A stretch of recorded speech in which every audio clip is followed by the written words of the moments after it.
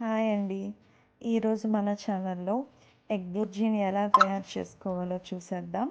ఇది ఒక మంచి డెలీషియస్ రెసిపీ అని చెప్పొచ్చు. ఇది చపాతీలోకి, రైస్‌లోకి, పరాటాలోకి ఒక మంచి కాంబినేషన్ అవుతుంది. దాని ప్రొసీజర్ ఏంటో ఈరోజు చూసేద్దాం.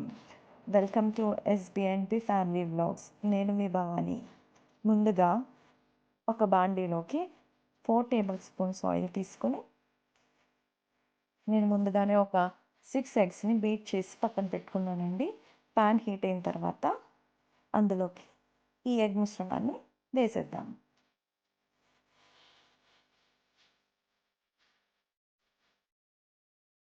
ఈ ఎగ్ మిశ్రమాన్ని ఇలా కలుపుకుంటూ చిన్న చిన్న పీసెస్ అయ్యే వరకు దీన్ని ఫ్రై చేసుకోవాలండి.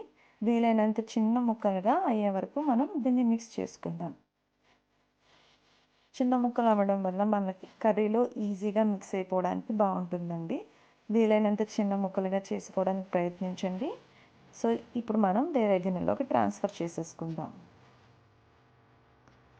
తర్వాత 4 పెద్ద టేబుల్ స్పూన్స్ ఆయిల్ వేసుకొని అది కొంచెం కాగిన తర్వాత 3 పచ్చిమిర్చి, 2 మీడియం సైజ్ ఆనియన్స్ని కట్ చేసుకున్నాను. దాంతోపాటు కొంచెం అంతా కరివేపాకుని యాడ్ చేసుకుని ఈ మూడింటిని మంచిగా ఫ్రై అవ్వనివ్వాలండి. సో కాసేపు దీనిపైన లిడ్ పెట్టేసి ఒక 5 నుంచి 7 నిమిషాల వరకు ఫ్రై అవ్వనిద్దాం. చూసారుగా ఈ విధంగా ఫ్రై అయిన తర్వాత ఒక టేబుల్ స్పూన్ అల్లం వెల్లుల్లి పేస్ట్ వేసి ఆనియన్స్తో పాటు ఇది కూడా మంచిగా పచ్చిదనం పోయేంత వరకు ఫ్రై చేసుకోవాలి.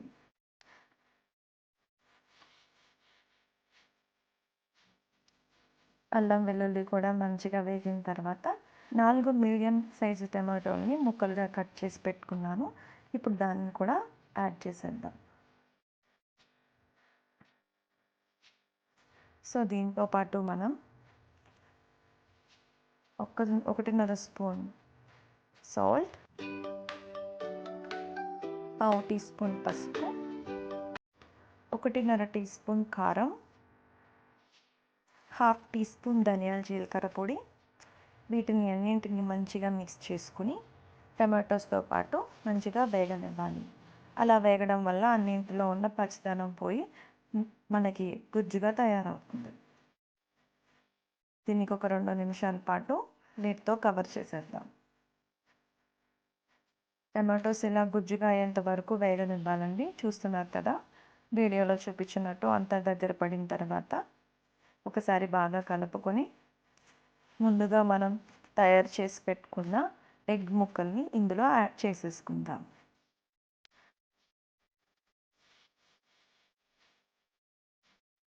టమాటో గ్రేవీకి ఎగ్ ముక్కలు బాగా పట్టేలాగా మిక్స్ చేసుకోవాలండి.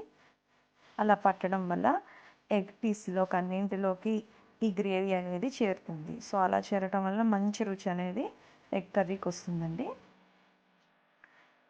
ఇప్పుడు half teaspoon garam masala, ఒక పావు టీ స్పూన్ మిరియాల పొడి యాడ్ చేసి రెండింటిని బాగా కలుపుకోవాలి. ఇలా కలుపుకున్న తర్వాత దీనికి సరిపడా వాటర్, అంటే ఒక గ్లాస్ వాటర్ 250 ml వాటర్ని ఇందులో యాడ్ చేసుకుని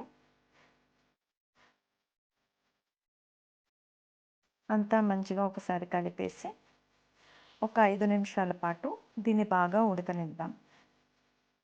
ఏ రెసిపీ అయినా సరే మనం ఫ్లేమ్ని మీడియం టు లో హీట్లో పెట్టుకొని ఉడకనివ్వాలండి. అప్పుడే కర్రీ మరింత రుచిగా తయారవుతుంది. కొంచెం ఉడికిన తర్వాత ఈ స్టేజ్లో మనం ఒక గుప్పెడంతా కొత్తిమీరని తరిమి వేసుకోవాలి. ఇందులో కాస్త కొత్తిమీర ఎక్కువే పడుతుందండి. దీనివల్ల చాలా మంచి ఫ్లేవర్ అనేది కర్రీకి వస్తుంది. ఒకసారి అటు ఇటు మనం కదిపేసుకొని డిష్ అవుట్ చేసేద్దాం. ఎంతో రుచికరమైన ఎగ్ బుర్జీ రెడీ అయిపోయింది. మీరు కూడా ఒకసారి ట్రై చేయండి. నా ఛానల్ని సబ్స్క్రైబ్, లైక్ చేసి నన్ను ఎంకరేజ్ చేయండి. మరిన్ని మంచి వీడియోలతో మేము ముందుంటాము.